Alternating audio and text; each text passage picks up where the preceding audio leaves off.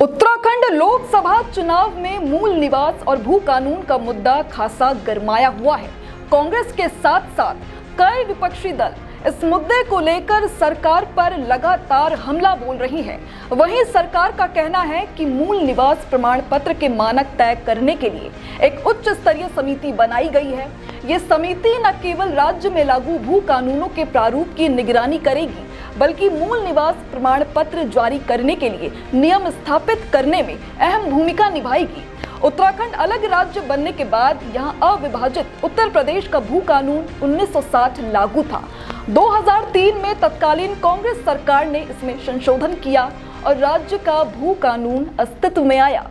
इसके बाद साल 2008 और फिर 2018 में इसमें संशोधन हुआ।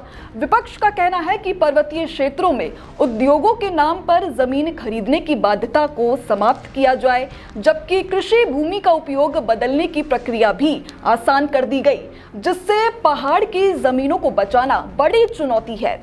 इस मुद्दे को लेकर आंदोलनरत मूल निवास सशक्त भू कानून समन्वय संघर्ष समिति के संयोजक मोहित डीमरी बताते हैं कि पहाड़ में सीमित जमीन है, जिसे बाहरी लोगों के हाथों से बचाने के लिए भू कानून और मूल निवास को लेकर आंदोलन शुरू किया गया।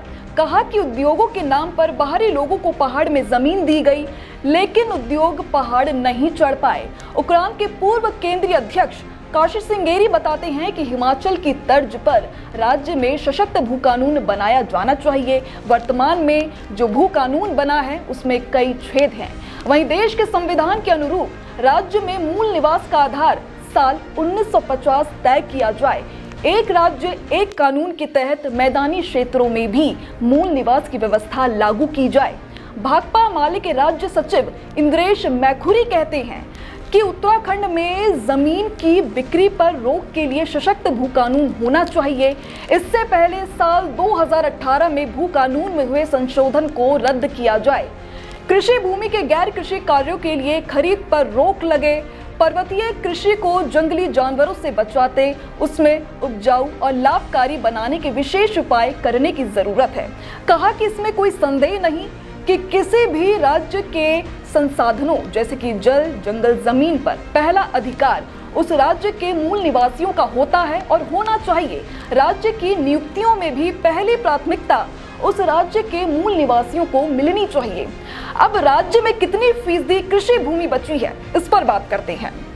राज्य का कुल क्षेत्रफल 56.72 लाख हेक्टेयर है। इसमें से 63.5 राज्य का कुल क्षेत्रफल 56.72 लाख हेक्टेयर है। इसमें से 63.41% क्षेत्र वन क्षेत्र के तहत आता है, जबकि कृषि योग्य भूमि समिति है जो महज 14% यानी कि करीब 7.41 लाख हेक्टेयर है। क्या है मूल निवास का मुद्दा, इस पर भी एक नजर डालते हैं। उत्तराखंड में मूल निवास को लेकर 1950 की समय सीमा लागू करने की मांग है। राज्य गठन के बाद सरकार ने यहां मूल निवास के साथ ही स्थायी निवास की व्यवस्था बनाई। 15 साल से उत्तराखंड में रह रहे लोगों के लिए स्थायी निवास प्रमाण पत्र दिए गए।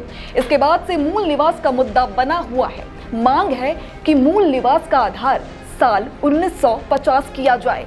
मोहित डीमरी कहते हैं कि मूल निवास और सशक्त भू कानून जैसे मुद्दे क्षेत्रीय और कुछ अन्य दलों के घोषणा पत्र में हैं, लेकिन कुछ राष्ट्रीय दल इसकी अनदेखी किए हुए हैं। यहाँ की नौकरियों पर प्रदेश के लोगों का पहला अधिकार है, इसीलिए मूल निवास की व्यवस्था को लागू करना चाहिए।